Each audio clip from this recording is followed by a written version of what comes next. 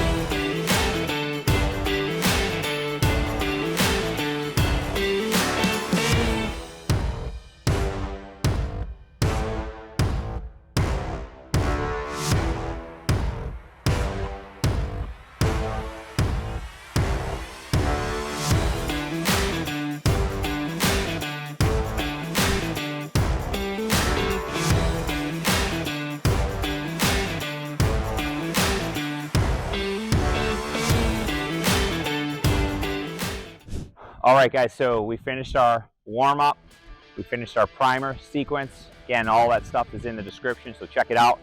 We're gonna start our first exercise of our 3-exercise giant set with a hill sprint. Check out this hill I have here for my driveway. So it's pretty nasty. I am gonna build in intensity, so I'm not gonna go all out. This first set's probably gonna be around 50% or so. But I'm gonna build, and when I get to that final 5th work set is where I wanna be at maximal intensity for both my sprint as well as my pull-up as well as my dip.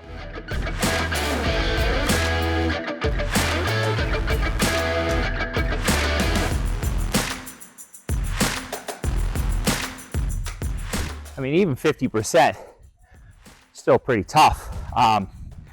So I'm gonna rest 60 seconds. And I'm gonna start my first set of pull-ups, my first set of dips, and those are gonna be at body weight. Again, just getting warm, okay?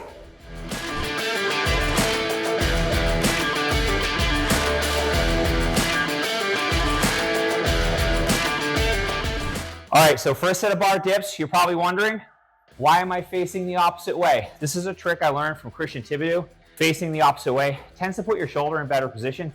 Now, anatomically, it looks very similar than if I were to turn around and do it the regular way, but I will tell you that bar dips have been a movement for me in the past that have caused some deltoid pain, and I find with facing the opposite way, I don't get that same pain. So it's one of those things that I've tried and it works, so I'm doing it.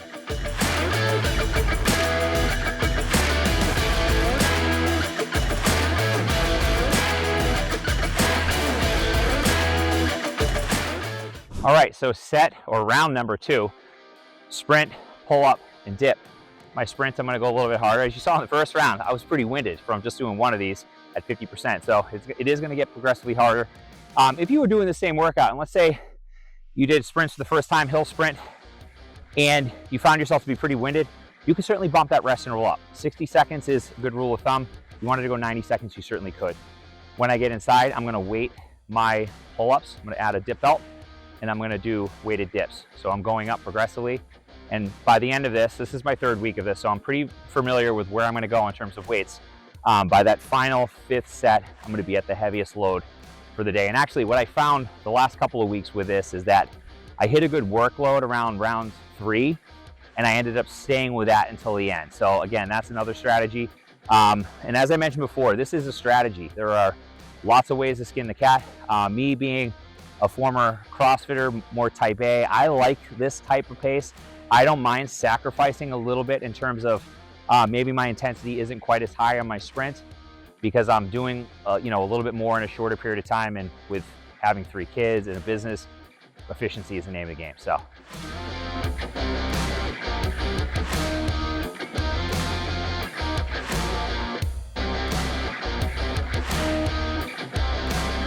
All right, guys, I've got my Rogue dip belt here.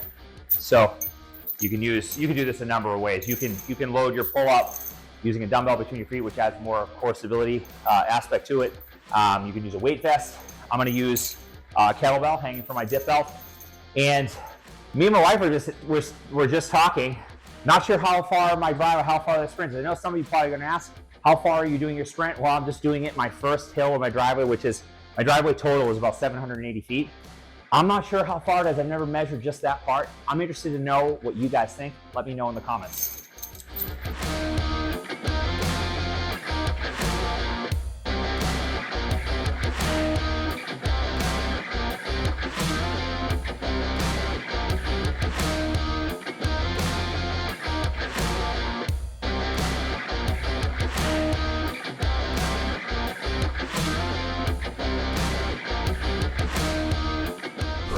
Woo! All right, we can definitely go heavier on that next set.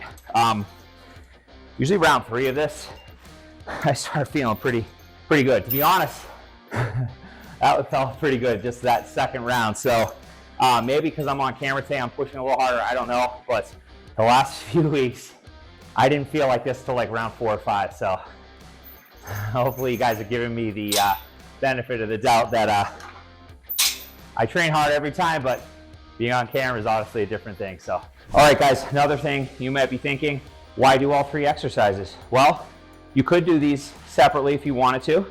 You could do it as a pairing, so a superset. So there's a lot of ways to skin the cat. I like doing giant sets because it allows me to have built-in rest, allows me to do a lot of work in a short period of time. Of course, if I was to do just the hill sprint alone, or maybe I'm doing more of a strength or power-based movement first, then ideally I could separate that. But for me personally, this is how I enjoy training, where I get a big bang for the buck in terms of being able to get a lot done in a short period of time, and it's a little bit more enjoyable.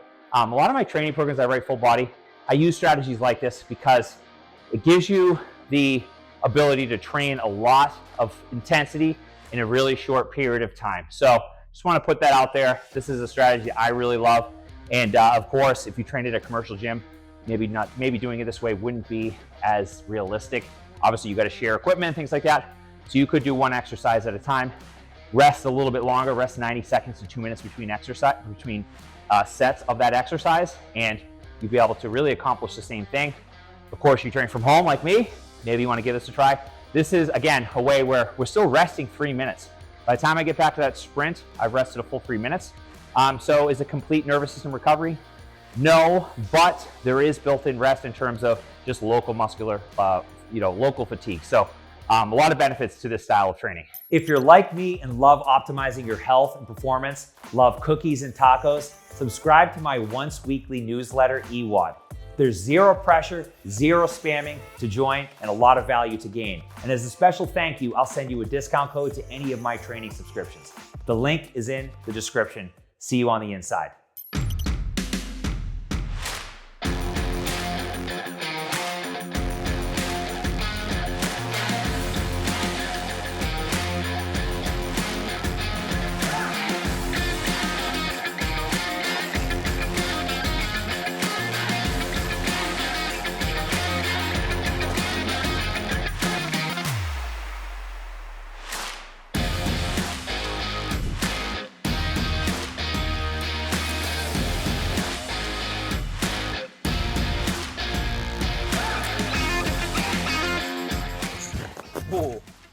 Oh man,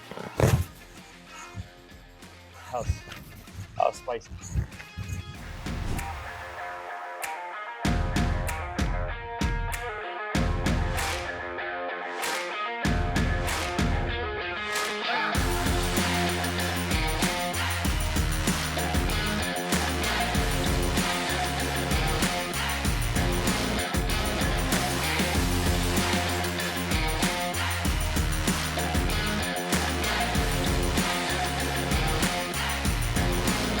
All right, guys. Whew. So I had 5 sets scheduled, and I'm going to finish on 4. That round was particularly hard. I actually felt like I had nothing more in the sprint. Felt like I had nothing more in the pull-up and nothing more in the dip. And usually when I find that that's the case, I usually try to end on a high note. So sometimes we plan to progressively build. Maybe we build faster than we had planned. I know in the first 2 weeks of this block of training, I was needed all 5 sets. Today, and again, maybe because I'm on camera, maybe I don't need as many, but I will tell you, I just got a lot of work done in a really short period of time, and I feel very strong. Loading my pull-ups pretty heavy for sets of 4 to 6 reps, loading my dips for sets of 6 to 8, obviously pushing the intensity on that sprint. So overall, I feel very, very happy with how this went. I'm gonna finish the session off with some reverse hypers as well as some reverse sit-ups, and that's it for today.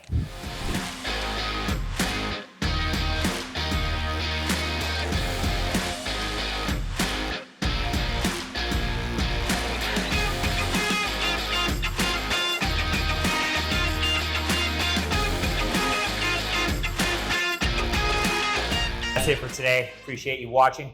Make sure to like, comment, subscribe. A lot of people that are watching these videos are not subscribed. We'd love to have you guys subscribe. Until then, we'll see you on the next video. If you're an experienced everyday athlete and you're looking for the best training on planet Earth, check out my free training subscriptions. A 7-day free trial link is in the description.